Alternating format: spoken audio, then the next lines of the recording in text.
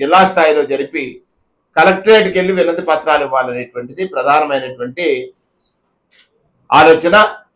దానికి మీ అందరి యొక్క సహకారాన్ని, ప్రత్యేకంగా ప్రజలతో పాటు ప్రజాపక్షాన నిలబడేటువంటి మాధ్యమాలు, మీడియాని కూడా రిక్వెస్ట్ చేస్తా ఉన్నాం.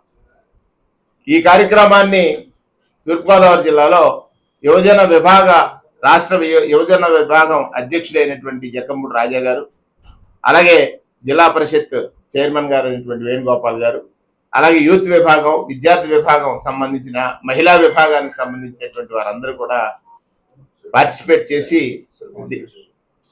అలాగే 7 నియోజకవర్గాలకు సంబంధించినటువంటి కోఆర్డినేటర్స్, మాజీ శాసనసభ్యులు, మాజీ మంత్రులు, మాజీ పార్లమెంట్ సభ్యులు, అలాగే పార్లమెంటరీ ఇన్ఛార్జిగా ఉన్నటువంటి సభ్యులు అందరూ కూడా ఈ కార్యక్రమాన్ని దిగ్విజయం చేయాలనేటువంటిది ప్రధానమైనటువంటి పార్టీ నిర్ణయంగా తెలియజేస్తూ అందరినీ కూడా దీంట్లో పార్టిసిపేట్ చేయమని సందర్భంగా కోరుతా ఉన్నాను. అలాగే పోస్టర్ రిలీజ్ కార్యక్రమం కూడా ఇప్పుడు చేస్తాం. దీనికి తోడుగా ప్రధానమైనటువంటిది 2 అంశాలు. ఈ రాష్ట్ర ప్రజలు ఆలోచించాల్సింది, ఆలోచించి వాస్తవాల్ని ప్రజలకు వివరించాల్సింది. ప్రజలు ఆలోచించాలి, తెలుసుకున్న వాస్తవాన్ని పక్కవారికి వివరించాలి.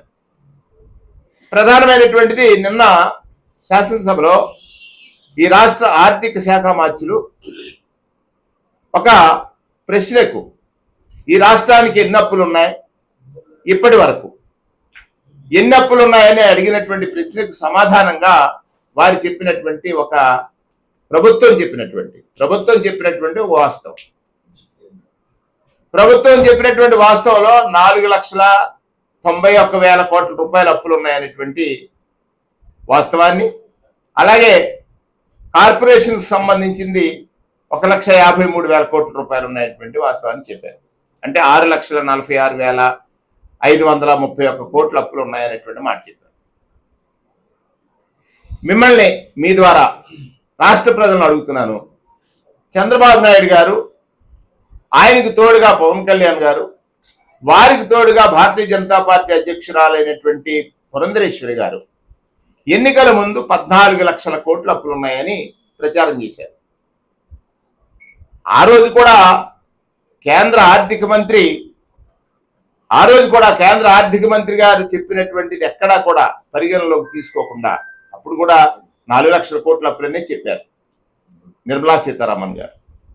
14 లక్షల కోట్ల అప్పులని పదే ప్రచారం చేసి ఈ రాష్ట్రం దివాలా తీసింది, ఈ రాష్ట్రం శ్రీలంకగా మారిపోయింది, సొమాలియా అయిపోతుంది అని పదే ప్రచారం చేశారు.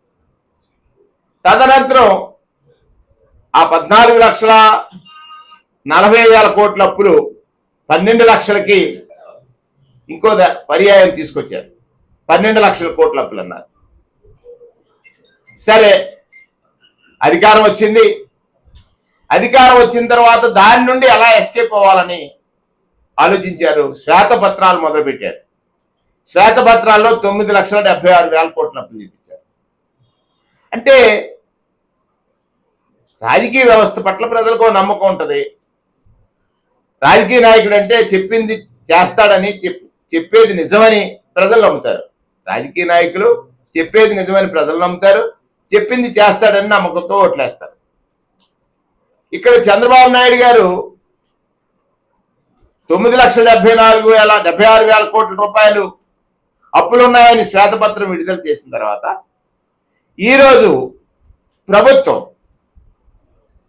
సభ్యులు అడిగినటువంటి ప్రశ్నకి ఇచ్చిన సమాధానంలో 6,46,000 కోట్ల అప్పులే ఉన్నాయి. అవి కూడా గత మీ ప్రభుత్వంలో మీరు చెల్లించాల్సిన బిల్లులకు సంబంధించిన అప్పులు ఉన్నాయి, కార్పొరేషన్కి సంబంధించినటువంటి అప్పులు ఉన్నాయి. మీరు ప్రభుత్వం నుండి దిగిపోయి నాటికి సుమారుగా 3,06,000 కోట్ల రూపాయల అప్పులు ఉన్నాయి. ఇవన్నీ వాస్తవాలు. ఈ సందర్భంలో ఒక ఉదాహరణ, జగన్మోహన్ రెడ్డి గారు నిజం మాట్లాడతారు. ఆయనకి భగవంతుడు ఇచ్చినటువంటి ధైర్యమో లేకపోతే భగవంతుడి ఇచ్చిన శక్తితో నిజం మాట్లాడటం. చిన్న ఉదాహరణ చెప్తాను. కరోనా సమయంలో ప్రజలకు మనోధైర్యం ఇవ్వడం కోసం కరోనాతో ప్రపంచం అంతా అల్లాడిపోతూ ఉంటే ప్రజలకు ధైర్యం ఇవ్వాల్సింది ఎవరు? పాలకులు. ఆ పాలకుడుగా ఉన్నటువంటి జగన్మోహన్ రెడ్డి గారు కరోనా పారాసిటమాల్ వేసుకుంటే తగ్గేటువంటి జబ్బు వైరస్ అనేటువంటి మాట చెప్పారు. దాన్ని విపరీతంగా ట్రోల్ చేశారు. ఇప్పుడు ఈ ఉదాహరణ నేను ఎందుకు చెప్తున్నానంటే ఫైనల్ గా వరల్డ్ హెల్త్ ఆర్గనైజేషన్ కరోనాకి బెస్ట్ మెడిసిన్ ఇస్ పారాసిటమాల్ అనే చెప్పింది. అలాగే ప్రభుత్వం వచ్చిన తర్వాత నేను ఆ ఉదాహరణ ఎందుకు చెప్తున్నానంటే ఈ ప్రభుత్వం వచ్చిన తర్వాత జగన్మోహన్ రెడ్డి గారు పదే పదే చెప్పారు. ఈ రాష్ట్రంలో జూన్ మాసంలో ప్రభుత్వం ఏర్పడింది. బడ్జెట్ సమావేశం నిర్వహించి ప్రభుత్వం లెక్కలు చెప్పాలి. కానీ ఎక్స్టెన్షన్ మళ్ళీ ఓట్ ఆన్ అకౌంట్ బడ్జెట్ ప్రవేశపెడుతున్నారు. ఓట్ ఆన్ అకౌంట్ బడ్జెట్ 2 పర్యాయాలు ప్రవేశపెట్టినటువంటి దాఖలాలు ఎక్కడా లేవు. ఓట్ ఆన్ అకౌంట్ బడ్జెట్ ప్రవేశపెడుతున్నారంటే బడ్జెట్ ప్రవేశపెడితే ఖచ్చితంగా ఈ రాష్ట్రానికి అప్పులు ఎన్ని ఉన్నాయి, ఆదాయం ఎంత ఉంది, ఏ సంక్షేమానికి ఎంత ఖర్చు పెట్టాలి అని చెప్పాల్సినటువంటి బాధ్యత ప్రభుత్వం పైన ఉంటుంది. ఆ మాట కదా చెప్పారు. చంద్రబాబు నాయుడు గారు ఈ 6 మాసాల కాలంలో జగన్మోహన్ రెడ్డి గారి పైన ఏ విధంగా తప్పుడు ప్రచారం చేయాలి అనే ఉద్దేశంతో కదా వారు ఓట్ ఆన్ అకౌంట్ బడ్జెట్ పెట్టారు. ఓట్ ఆన్ అకౌంట్ బడ్జెట్ లో ఆయన లెక్కలు చూపించింది ఏమిటి? అవన్నీ వాస్తవాలు కాదు. ఇవాళ వాస్తవాలు బయటకు వచ్చాయి. నేను కరోనా సమయంలో పారాసిటమాల్ ఉదాహరణ ఎలా అయితే జగన్మోహన్ రెడ్డి గారు చెప్పారో ఇవాళ చంద్రబాబు నాయుడు గారి పాలనలో ఓట్ ఆన్ అకౌంట్ బడ్జెట్ ద్వారా కాలయాపన చేయటం వల్ల ఈ రాష్ట్రంలో ఉన్న రాష్ట్రానికి ఉన్నటువంటి అప్పుల వాస్తవాలు ప్రజలకు తెలియకుండా చూడాలనే ఆయన ఉద్దేశం అనేటువంటిది జగన్మోహన్ రెడ్డి గారు చెప్పారు. అది ఎంత నిజమో ఇవాళ బడ్జెట్ ప్రవేశపెట్టినటువంటి సందర్భంలో ఆర్థిక మంత్రి సభకిచ్చినటువంటి వాస్తవ లెక్కలు చూసిన తర్వాత చంద్రబాబు నాయుడు గారు చేసిందంతా కూడా సత్యదూరమైన అబద్ధపు ప్రచారము. అంటే ప్రజలు గమనించమని కోరుతా ఉన్నాను.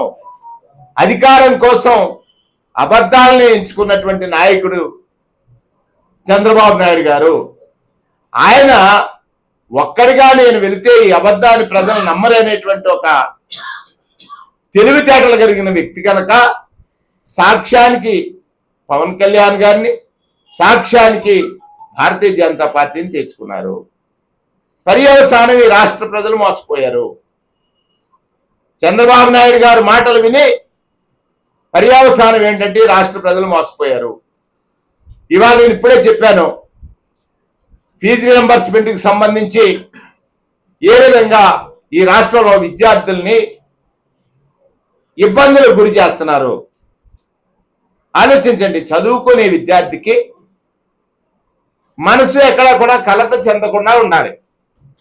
కలత చెందితే పరీక్షా సమయంలో అతను పరీక్షలు సరిగ్గా పెర్ఫార్మ్ చేయలేడు. అది మీకు తెలుసు. ఇక్కడ విద్యార్థి యొక్క జీవితం, విద్యార్థుల జీవితాలతో మీరు చెలగాట వాడుతున్నారా లేదా? మీరు ప్రకటనల్లో చాలా పెద్ద పెద్ద ప్రకటనలు చేస్తూ ఉంటారు. పోనీ ఇక్కడ మోసం అని నేను ఇంకొకసారి అంటున్నాను. ఏం చేతనంటే ఎన్నికల ముందు సంక్షేమం అమలు చేస్తున్న తరుణంలో జగన్మోహన్ రెడ్డి గారి పైన మీరు పదే పదే ప్రచారం చేశారు.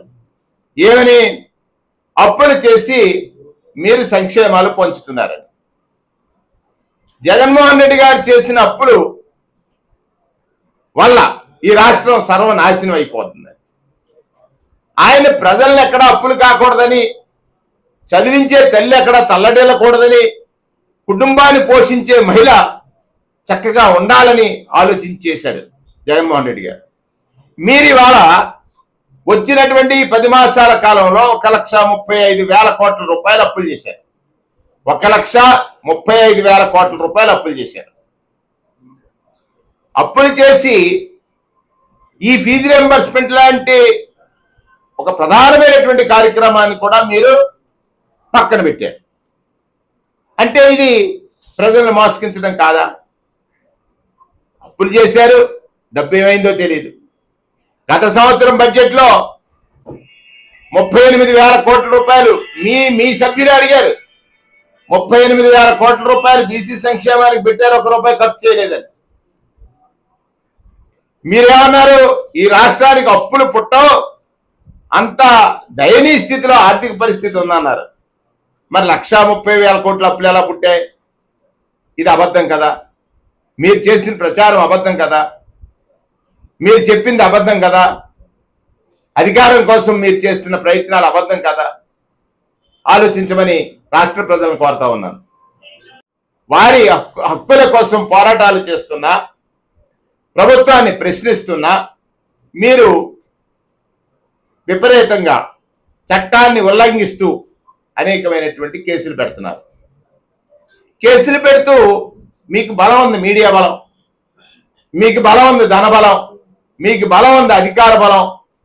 వీటినన్నీ ఉపయోగించుకుని ప్రజాస్వామ్యాన్ని కూనీ చేయడానికి ప్రయత్నం చేస్తున్నారు. ప్రజాస్వామ్యాన్ని అణిచివేయడానికి, ప్రజాస్వామ్యంగా మాట్లాడేటువంటి వారిని అణిచివేయడానికి మీరు ప్రయత్నం చేస్తున్నారు. ఇక్కడ ప్రజలకు మీరు ఇచ్చినటువంటి హామీలు, వాటి పట్ల ప్రభుత్వంలోకి వచ్చిన తర్వాత ప్రజలు తెలుసుకోలేరనేటువంటి మీ ఆలోచన తప్పు. ప్రజలకి ప్రజావాణి వినిపించడానికి ప్రతిపక్షం ఉంది.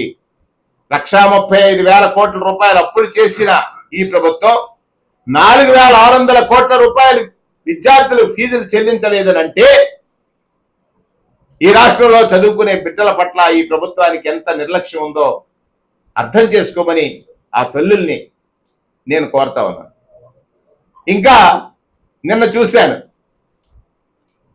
ఆ రోజు జగన్మోహన్ రెడ్డి గారు మహిళల సంక్షేమం కోసం సుమారుగా 25,000 కోట్ల రూపాయలు ఆసరా రూపంలో, 5,000 కోట్ల రూపాయలు సున్నా వడ్డీ రూపంలో 30,000 కోట్ల రూపాయలు మహిళలకి ఆర్థిక సహాయం అందించారు.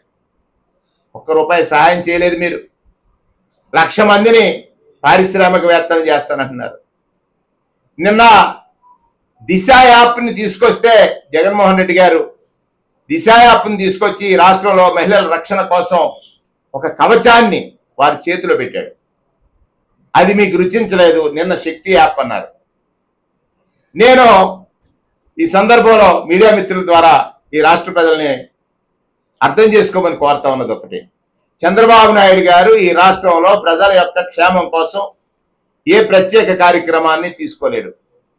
ఫీజు రియంబర్స్మెంట్ రాజశేఖర రెడ్డి గారిది, ఆరోగ్యశ్రీ రాజశేఖర రెడ్డి గారిది. ఇవాళ తల్లికి వందనం ఇస్తానని రోజు మాట్లాడుతున్నాడు. ఆలోచన ఎవరిది? తల్లికి వందనం ఇస్తానన్న ఆలోచన ఎవరిది? మీకు కలిగిందనంటే అమ్మఒడి ఇచ్చినటువంటి జగన్మోహన్ రెడ్డి గారిది. ఆ తల్లులకు తెలియదా? ఆ రోజు వరకు ఎవరైనా అమ్మఒడి లాంటి ఒక కార్యక్రమాన్ని ప్రవేశపెట్టారా? లేదు. ఇవాళ రైతులకు సంబంధించి రైతు భరోసా ఆ రోజు కేంద్ర ప్రభుత్వం తీసుకునే నిర్ణయానికి, మోడీ గారు తీసుకునే నిర్ణయానికి ముందే జగన్మోహన్ రెడ్డి గారు రైతు భరోసా ప్రకటించారు. ఇవన్నీ కాపీ కొట్టి అమలు చేయాలంటే భయపడి కాపీ కొట్టడమే కదా. మీరు ఇప్పుడు నేను చెప్పిన 4 కార్యక్రమాలు తీసుకున్నట్లయితే కాపీ కొట్టి అమలు చేయడానికి భయపడి జగన్మోహన్ రెడ్డి గారి జపం చేసి ఏ ఇబ్బంది కలిగినా దానికి కారణం జగన్మోహన్ రెడ్డి గారట.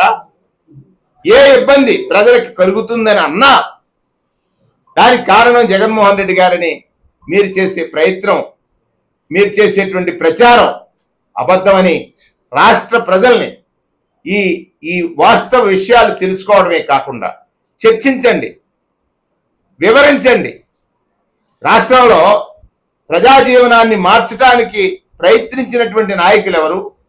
గత ప్రభుత్వంలో చేసినవన్నీ మేము లెక్కలేసుకుంటూ వెళ్తాం, ఇంకా తేరాల్సి ఉంది, అధికారులు తీరిక మారాల్సి ఉంది అనేది వాళ్ళ ఆన్సర్. నేను చెప్పాను, గత ప్రభుత్వంలో చేసిన తప్పిదాలన్నీ ఇప్పుడు చేసుకుంటూ వెళ్తున్నాం, అందుకే ఇవన్నీ లేట్ అవుతున్నాయి. జగన్మోహన్ రెడ్డి కానీ అభివృద్ధి కానీ రాష్ట్రంలో రాష్ట్రంలో చంద్రబాబు నాయుడు గారు చెప్పేవన్నీ అబద్ధాలు అని నిన్న బడ్జెట్ లెక్కల్లో వాస్తవాలు తెలిసాయి. 14 లక్షలు కాదు, 12 లక్షలు కాదు, 9,76,000 కాదు, 6,46,000, 6,46,000 మాత్రమే అప్పులు ఉన్నాయని తెలిసిన తర్వాత అది నిజమా అబద్ధమా? మీరే చెప్పండి. ఇప్పుడు దిశ యాప్ అనేది వచ్చింది కనుకే శక్తి యాప్ అనేది తీసుకురాగలిగాడు.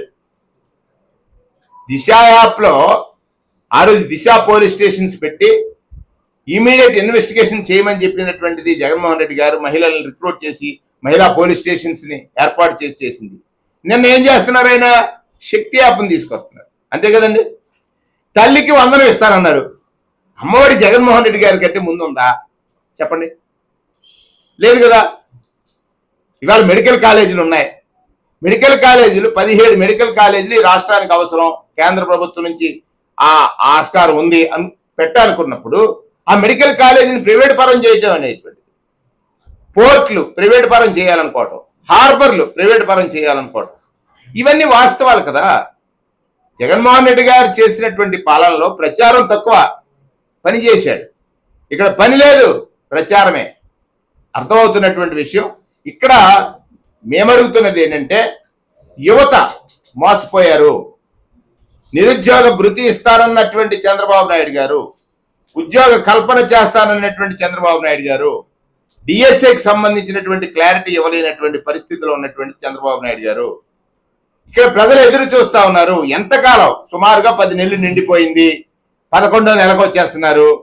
అంటే 5 సంవత్సరాల్లో 1 సంవత్సర కాలం వెళ్ళిపోయింది కదా. 5 సంవత్సరాలే పాలన కోసం ప్రజలు అవకాశం ఇస్తారు. ఆ ఇచ్చినటువంటి అవకాశంలో మీరు ఎలా పనిచేశారనేటువంటిది ప్రామాణికంగా తీసుకుంటారు. దానికి మీరు ప్రతిపక్షం మీద నింద వేసి ప్రజల దృష్టిని మరొకసారి మరల్చాలనేటువంటి ప్రయత్నం సాగదు. ప్రజలు వాస్తవం తెలుసుకుంటారు, తెలియజెప్తాం అనేటువంటిది నా ఉద్దేశం. నిన్న మంత్రి నారాయణ రాజమండ్రిలో ప్రెస్ మీట్ లో మాట్లాడుతూ వైకాపా ప్రభుత్వ పాలనలో కార్పొరేషన్ ఖజానా కొలగొట్టారు, కనీసం బ్లీచింగ్ చల్లడానికి కూడా డబ్బులు లేవని చెప్తున్నాడండి. అదంతా వాళ్ళు చేసిన ఇదే, మొత్తం ఖజానా ఖాళీ చేసి వెళ్ళిపోయారు. అంటే నారాయణ గారు మాట్లాడినా, ఇంకొక మంత్రి గారు మాట్లాడినా జగన్ గారిని ఆడిపోసుకోవడం తప్ప 10 మాసాలు అయింది. ఖజానా కొల్లగొడితే దానికి సంబంధించిన విచారణ చేయండి. కొల్లగొట్టిన ఖజానా ఎలా కొల్లగొట్టబడిందని చెప్పమనండి. రాజమండ్రి అభివృద్ధి జరిగింది ఆ రోజు ఉన్నట్టుగా. ఆ అభివృద్ధి నచ్చలేని వాళ్ళు ఏదో మాట్లాడతారు, నచ్చిన వాళ్ళు మాట్లాడరు. సరే, ఇక్కడ జరుగుతున్నది ఏంటి? ఖజానా ఖాళీ అయింది. ఇప్పుడు నిన్ననే మనం చూసాం కదా సోషల్ మీడియాలో, వైజాగ్ సంబంధించినటువంటి జీవీఎంసీ నిధులన్నీ కూడా అమరావతికి తరలిస్తున్నారని జీవీఎంసీ వాడు గొడవ పెట్టే పరిస్థితి వచ్చింది కదా. ఎవరు తరలిస్తున్నారు, ఎవరు మారుస్తున్నారు, ఎవరు పరిపాలన చేస్తున్నారు, ఎవరు మోసం? ఇక్కడ చూడండి, ఎన్నికల ముందు వాలంటీర్లు 10,000 ఇస్తారన్నారు. ఉద్యోగాలు, మీ ఉద్యోగాలు ఎవరిని తీసేయనన్నారు. వాళ్ళు గాల్లోకి వెళ్ళిపోయారా లేదా? కనపడుతున్నారా? లేదు కదా. ఉద్యోగ కల్పన జరగలేదు, కానీ జరిగినట్టు ఒకటి పని చేస్తున్నారు. సుమారు జగన్మోహన్ రెడ్డి గారి ప్రభుత్వంలో 6 లక్షల ప్రభుత్వానికి సంబంధించినటువంటి ఉద్యోగాలు, ఇంకొక 30 లక్షల చిల్లరే ప్రైవేట్ రంగానికి సంబంధించిన ఉద్యోగాలు కల్పింపబడ్డాయి. మీరే సాక్షుల బాధానికి. Press people are witness. తెలుసు మీకు. నారాయణ గారు అన్నారా, వేణు గారు అన్నారు కాదు, వాస్తవం చెప్తాం మన ఇద్దరం కలిసి. 3 రాజధానుల విషయంలో వైకాపా మళ్ళీ పునరాలోచిస్తుందన్నారు. కొత్తసారి మళ్ళీ ఏంటి యూటర్న్ తీసుకుంటారు? వత్స గారు చెప్పింది మీరు వినలేదా? మరి పునరాలోచిస్తానని అన్నారు, అంతే కదా. ఆయన చెప్తారు కదా. దానికి సంబంధించి మా నాయకుడితో చర్చించి మాట్లాడతానికి కావాల్సింది తెలుసుకుని వచ్చి చెప్తానని చెప్పారు. తెలుసుకుని వచ్చి చెప్తానని దేనికి? దానికి అదేమన్నా మసాలా కావాలా మనకి? ఇప్పుడు ఆ మసాలా అక్కర్లేదు. ఆయన బొత్స సత్యనారాయణ గారు, ఎల్ఓపి గారు కరెక్ట్ గా చెప్పారు. సో ఆ సందర్భం వచ్చినప్పుడు అన్నీ జరుగుతాయి. సందర్భం లేకుండా మనం ఇక్కడ ఇవాళ జరిగింది ఏంటంటే, ఇవాళ మీరు ఇవాళ మేము పెట్టినటువంటి పత్రికా సమావేశంలో ప్రజలు పడుతున్న ఇబ్బంది ఏమిటి, విద్యార్థుల తల్లిదండ్రులు పడుతున్న ఇబ్బంది ఏమిటి, సక్రమంగా త్రైమాసికానికి చెల్లించాల్సినటువంటి ఫీజులను చెల్లించలేని కారణం చేత విద్యార్థులకు సర్టిఫికెట్లు ఇవ్వట్లేదు, లేకపోతే ఎగ్జామినేషన్ సందర్భంగా హాల్ టికెట్స్ ఇవ్వట్లేదు, ఆ యాజమాన్యాలు ఇబ్బందులు పెడుతున్నాయి, అక్కడక్కడ విద్యార్థులు ఆత్మహత్యలు చేసుకుంటున్నారు అనేటువంటి వార్తలు వస్తున్నాయి. దీనిపైన కదా ఇవాళ మనం మాట్లాడుతున్నది. అది తొందరగా చేయమని. డబ్బు లేదు ఖజానాలు అంటారు. ఆ రోజు జగన్మోహన్ రెడ్డి గారు ప్రభుత్వం దిగిపోయే నాటికి 7,000 కోట్ల రూపాయల ఖజానాలో ఉంది. మీ ప్రయారిటీ ఈ ఫీజు రియంబర్స్ చేయడం అనేటువంటిది కాదనేది తెలిసింది. ఎందుకంటే 10 మాసాలైనా కూడా ఇవాళ ఫీజు రియంబర్స్ చేయలేదు. దాని మీద మేము ప్రభుత్వాన్ని మేల్కొల్పుతున్నాం. రెండవది, మీరు సంక్షేమం ప్రకటించినప్పుడు యువతకి, ప్రత్యేకంగా యువతకి, చదువుకున్నటువంటి విద్యార్థులకి మీరు ఉద్యోగ కల్పన చేస్తానన్నారు. చేయలేని పక్షంలో నిరుద్యోగ భృతి ఇస్తానన్నారు. ప్రతి విద్యార్థికి నిరుద్యోగ భృతి ఇస్తారన్నారు. ఆ నిరుద్యోగ భృతి ఎప్పటి నుంచి ఇస్తారు అనేది మా ప్రశ్న. దాన్ని మీరు ఒకవేళ నిద్రపోతున్నారేమో ఒకసారి మేలుకొల్పుదామని రేపు 12వ తారీఖున ఉద్యమం.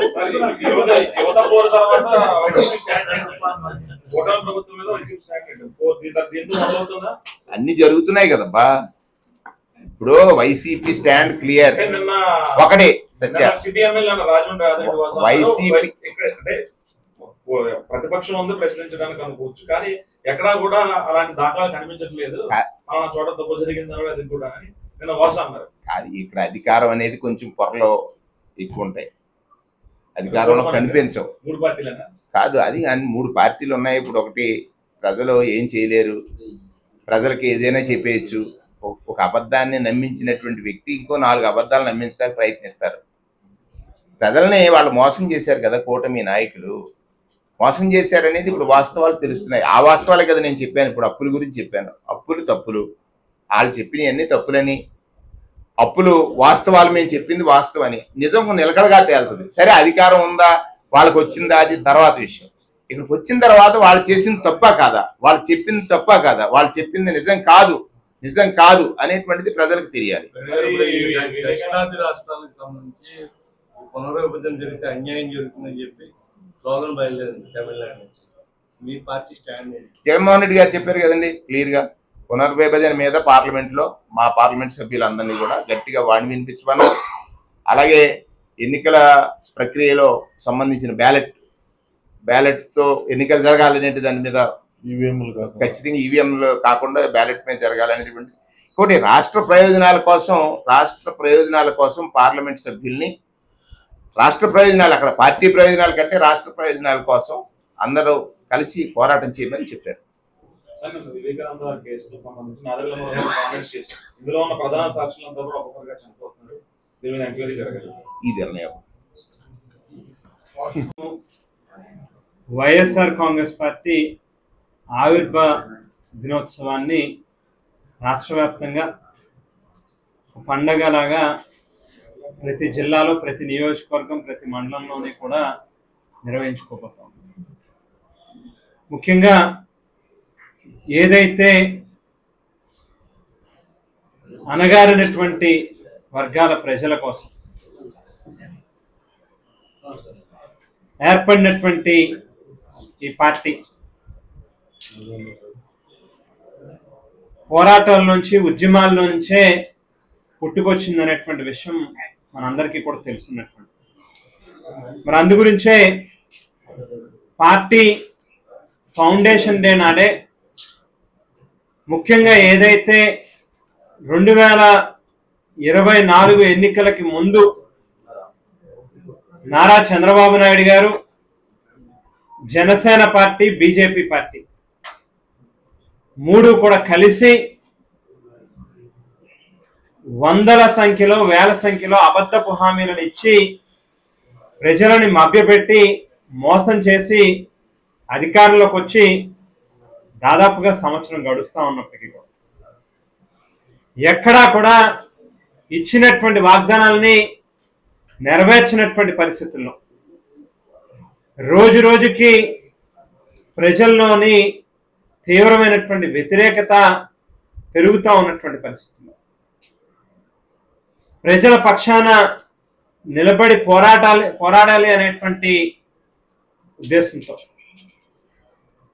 12వ తేదీ నాడు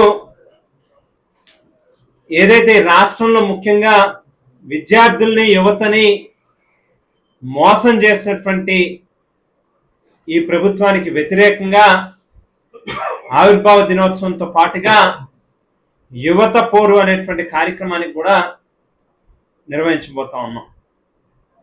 రాష్ట్ర వ్యాప్తంగా అన్ని జిల్లాల్లోని కూడా రాష్ట్ర విద్యార్థి విభాగం, యువజన విభాగం రెండు కూడా సంయుక్తంగా ప్రతి జిల్లాలోని కూడా ఈ యొక్క కార్యక్రమాన్ని నిర్వహించబోతా ఉన్నాం. యువత పోరు అనేటువంటిది ఎందుకు పెట్టవలసి వచ్చింది అని అంటే, ఒకసారి మనందరం కూడా గుర్తు చేసుకుంటే ఎన్నికలకు ముందు దాదాపుగా ఈ రాష్ట్రంలో 2.5 లక్షల మంది పైచులుక వాలంటీర్లు పనిచేస్తా ఉన్నటువంటి తరుణంలో వాళ్ళకి అప్పుడున్నటువంటి 5,000 రూపాయల గౌరవ వేతనాన్ని 10,000 రూపాయలకి పెంచుతాను అని చెప్పి హామీ ఇచ్చారు ఇదే 3 పార్టీలు. ఈవేళ ఆ వాలంటీర్ల పరిస్థితి ఏంటి అనేటువంటిది మనందరికీ కూడా తెలిసినటువంటిది. మరో పక్కన మా ప్రభుత్వ హయాంలోనే డిఎస్సి నోటిఫికేషన్ ఇస్తే కాదు అని చెప్పి దానిని పక్కన పెట్టి మెగా డిఎస్సి అని చెప్పి నిర్వహిస్తాము అని చెప్పి మొట్టమొదటి సంతకమే దానికి పెడతా ఉన్నాను అని చెప్పినటువంటి చంద్రబాబు నాయుడు గారు ఈవేళకి కూడా దాన్ని పూర్తిగా మెటీరియలైజ్ చేయనటువంటి పరిస్థితి కనిపిస్తూ ఉంది. మరో పక్కన గ్రూప్ సి కి సంబంధించినటువంటి ఎగ్జామ్స్ రాసేటటువంటి వాళ్ళని ఏ రకంగా అయోమయ పరిస్థితుల్లోకి నెట్టారో, ఎగ్జామ్స్ పెడతా ఉన్నామని చెప్పి కాసేపు, పెట్టట్లేదని చెప్పి కాసేపు, పోస్ట్పోన్ చేస్తా ఉన్నామని చెప్పి కాసేపు, నోటిఫికేషన్ క్యాన్సిల్ చేయబోతా ఉన్నామని చెప్పి కాసేపు చంద్రబాబు నాయుడు గారు ఒక మాట చెప్తాడు, విద్యాశాఖ మంత్రి లోకేష్ మరొక మాట చెప్తాడు. ఈ రకంగా యువతని ఎన్ని రకాలుగా మోసానికి గురి చేశారనేటువంటిది కూడా మీ అందరికీ తెలిసినటువంటి విషయం. మరో పక్కన ఏదైతే దివంగత ముఖ్యమంత్రి డాక్టర్ వైఎస్ రాజశేఖర రెడ్డి గారు ఎంతో గొప్ప ఆలోచనతో, బహుశా ప్రపంచంలో ఏ ప్రభుత్వం కూడా ఆలోచనకు కూడా రానటువంటి ఒక గొప్ప ప్రయత్నాన్ని ఆవేళ ఫీజు రియంబర్స్మెంట్ పథకాన్ని ప్రారంభించడం జరిగింది. ఎవరికైనా ఒక పూట భోజనం పెడితే బహుశా సాయంత్రానికి అది అరిగిపోతుంది. కానీ విద్యాదానం అనేటువంటిది చేస్తే వాళ్ళ జీవితాల్లో వెలుగులు నింపడమే కాకుండా వారి తర్వాత తరాల వాళ్ళ యొక్క తలరాతలు కూడా మారుస్తాయి అనేటువంటి ఒక నమ్మకంతో రాజశేఖర రెడ్డి గారు ప్రతి పేదవాడి ఇంట్లోంచి ఒక కలెక్టర్ రావాలి, ఒక ఎస్పీ రావాలి, లేకపోతే ఒక డాక్టర్ రావాలి, ఒక ఇంజనీర్ రావాలి అని చెప్పి, ఒక సైంటిస్ట్ రావాలి అనేటువంటి ఆలోచన చేసి పేదలకి ఫీజు రియంబర్స్మెంట్ అనేటువంటి పథకాన్ని ప్రవేశపెట్టడం జరిగింది. ఒక్క రూపాయి కూడా వాళ్ళ జేబుల్లోంచి పెట్టుకోవాల్సినటువంటి అవసరం లేకుండా పేద విద్యార్థి యొక్క తల్లిదండ్రులు ధైర్యంగా, ధీమాగా వాళ్ళ బిడ్డల్ని తీసుకెళ్లి పెద్ద పెద్ద ప్రైవేట్ ఇన్స్టిట్యూట్లో కూడా చదివించుకునేటటువంటి అవకాశాన్ని ఆవేళ ఏర్పాటు చేయడం జరిగింది. రాజశేఖర రెడ్డి గారు ప్రారంభించినటువంటి పథకం కారణంగా 2014 నుంచి 19 5 ఆవేళ కూటమి హయాంలో కూడా, కూటమి ప్రభుత్వం యొక్క హయాంలో కూడా ఈ పథకాన్ని ఏదో రకంగా నీరుగార్చాలనేటువంటి ప్రయత్నం చేయడం జరిగింది. దానిని పట్టుకుంటే దానిని నీరుగార్చాలనేటువంటి ప్రయత్నం చేస్తే ఏ రకంగా ఉంటుందనేటువంటి దానికి జవాబిస్తూ ప్రజలు 2019లో తీర్పునిచ్చారు. 2019లో జగన్మోహన్ రెడ్డి గారు ముఖ్యమంత్రిగా ఆ కుర్చీలో కూర్చున్న తర్వాత రాజశేఖర రెడ్డి గారి కంటే కూడా మరింత గొప్పగా, మిన్నగా, మరింత పేదవాడికి చేరువగా ఈ పథకాన్ని తీసుకుని వెళ్లాల్సినటువంటి అవసరం ఉందనేటువంటి ఆలోచన చేసి ఈ రాష్ట్రంలో ఉన్నటువంటి విద్యా వ్యవస్థని సమూలమైనటువంటి మార్పులు తీసుకొస్తూ అందులో అవసరమైనటువంటి అన్ని రకాల సంస్కరణల్ని చేస్తూ కేజీ దగ్గర నుంచి పీజీ వరకు కూడా ఓ బలమైన విద్యా వ్యవస్థని రాష్ట్రంలో తీసుకుని రావాలనేటువంటి ఆలోచన చేసి మనం చూసాం. నాడు నేడు ద్వారా ప్రభుత్వ పాఠశాలల యొక్క రూపురేఖలను మార్చడం జరిగింది. మరో పక్కన ఇంగ్లీష్ మీడియం చదువుల్ని అందుబాటులో తీసుకుని రావడం జరిగింది. విద్యా కానుక పేరిట నాణ్యమైనటువంటి మంచి కిట్ని స్టూడెంట్స్ కి ఇచ్చినటువంటి పరిస్థితులు చూసాం. అక్కడి నుంచి మొదలుపెట్టి ఫీజు రియంబర్స్మెంట్ పథకాలు కావచ్చు, రాష్ట్రంలో ఉన్నటువంటి అనేక యూనివర్సిటీల్ని అభివృద్ధి చేసినటువంటి తీరు కావచ్చు, అందరం కూడా దగ్గర నుంచి గమనించాం. ముఖ్యంగా ఫీజు రియంబర్స్మెంట్ పథకాన్ని తూచా తప్పకుండా ఎప్పటికప్పుడు ఏ క్వార్టర్కి ఆ క్వార్టర్ రిలీజ్ చేస్తూ ఎక్కడా కూడా విద్యార్థుల్లో ఏ రకమైనటువంటి నిరుత్సాహం రాకూడదు, వాళ్ళలో ఒక భయాందోళన అనేటువంటిది రాకూడదు, తల్లిదండ్రుల్లో ఆందోళన చెందకూడదు అనేటువంటి ఆలోచన చేసి time to time fee reimbursement ని రిలీజ్ చేసి విద్యార్థులకి ఆవేళ ఒక అన్నగా ఒక తండ్రిగా ఆవేళ పరిపాలన చేయడం జరిగింది. మరి వేళ ఈ కూటమి ప్రభుత్వం ఏర్పడిన తర్వాత ఏదైతే ఆవేళ ఎన్నికలకు ముందు సూపర్ 6 హామీలను ఇచ్చాడో ఆ హామీల్లో భాగంగా ఖచ్చితంగా విద్యార్థులకు కూడా fee reimbursement time to time release చేయాల్సినటువంటి అవసరం ఉంది. అయినప్పటికీ కూడా ఏదైతే 5 త్రైమాసికాలు 5 క్వార్టర్స్ పెండింగ్ పెట్టి విద్యార్థుల్ని తీవ్రమైనటువంటి ఆందోళనకి గురి చేసేటటువంటి కార్యక్రమం చేస్తూ ఉన్నారు. మానసిక ఒత్తిడికి లోనేటటువంటి పరిస్థితులు తీసుకొస్తా ఉన్నారు. వేళ మనం చూస్తా ఉన్నాం, గడిచినటువంటి సంవత్సరం కాలంలో ఎవ్రీ ఆల్టర్నేటివ్ డే మనం చూస్తే ఎక్కడో చోట ఏదో ప్రాంతంలో ఏదో ఒక జిల్లాలో ఏదో నియోజకవర్గంలో ఎక్కడో చోట ఆత్మహత్యలు అనేటువంటి విద్యార్థులకు సంబంధించి ప్రత్యేకంగా మనం వినిపిస్తా ఉన్నాయి మనకి.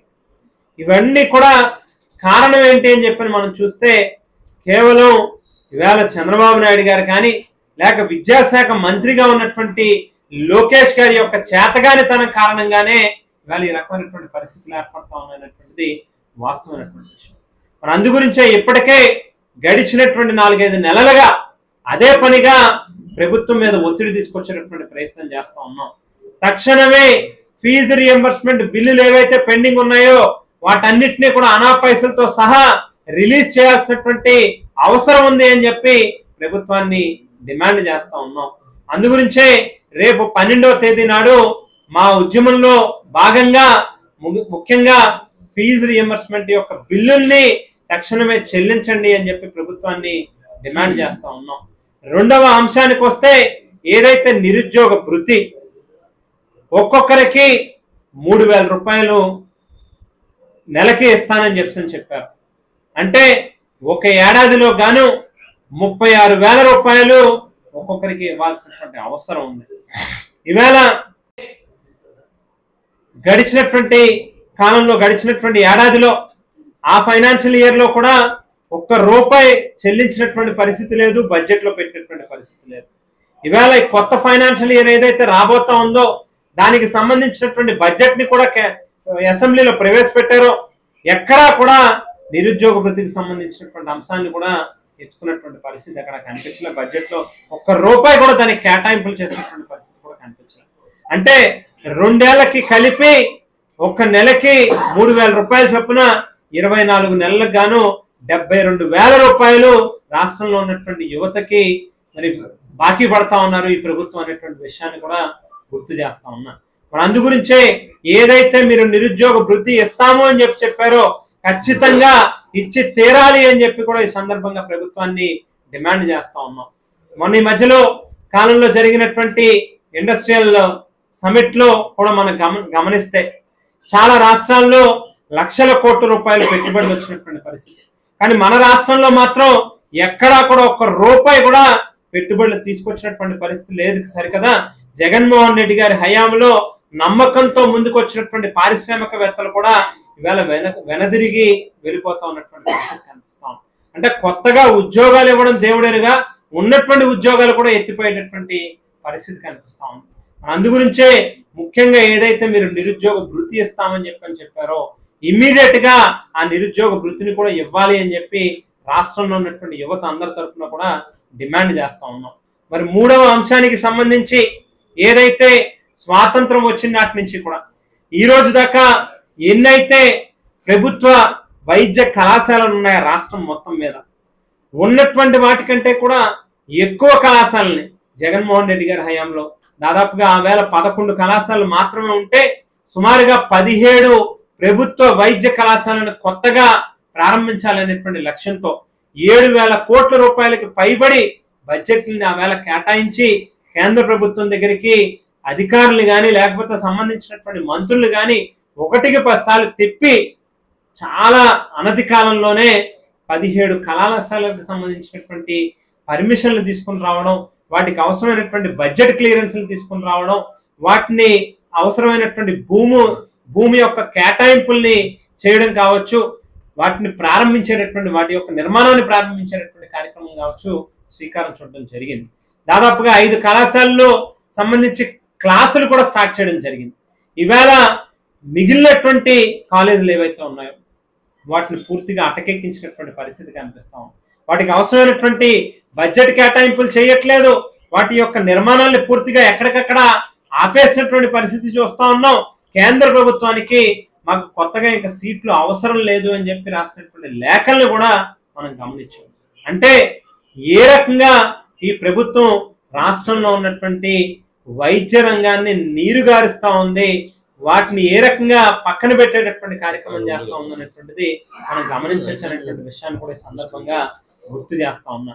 ఒక గొప్ప లక్ష్యంతో ఈ రాష్ట్రంలో ప్రతి ప్రాంతంలోనే కూడా ఓ బలమైనటువంటి వైద్య వ్యవస్థని సృష్టించినట్లయితే గనక ఖచ్చితంగా పేదవాడికి ఉపయోగపడుతుంది అనేటువంటి ఓ సంకల్పంతో జగన్మోహన్ రెడ్డి గారు ప్రారంభించినటువంటి వైద్య కళాశాలను కూడా అటకెక్కించినటువంటి పరిస్థితి కనిపిస్తా ఉంది. మరో పక్కన ఈ ఏదైతే గవర్నమెంట్ మెడికల్ కాలేజీల కింద నిర్మాణం చేయాలనేటువంటి దాన్ని ప్రైవేటైజ్ చేయాలనేటువంటి ఆలోచన కూడా చేసినట్టుగా కనిపిస్తాం.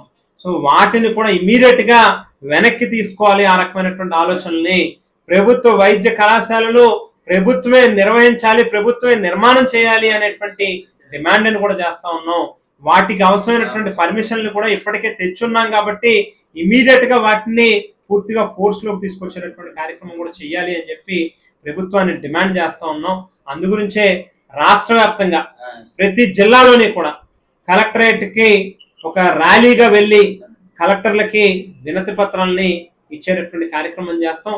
తొందరలోనే ప్రభుత్వం ఈ 3 అంశాల మీద కూడా దిగిరానటువంటి పక్షంలో ఖచ్చితంగా మరింత ఉద్యమాన్ని తీవ్రతరం చేసేటటువంటి కార్యక్రమం చేస్తాం.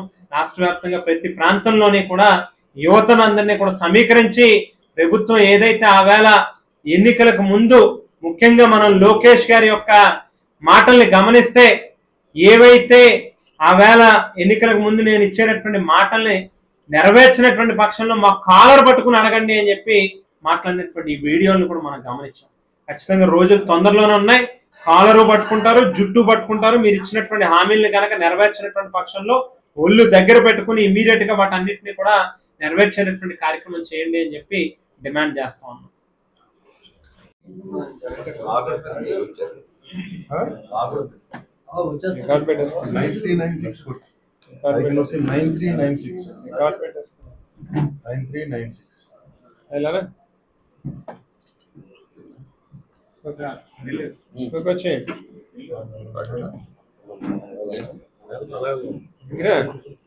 అలా వెనక నుంచి రాలేదు, ఎలా ఇటు ఈ పక్క నుంచి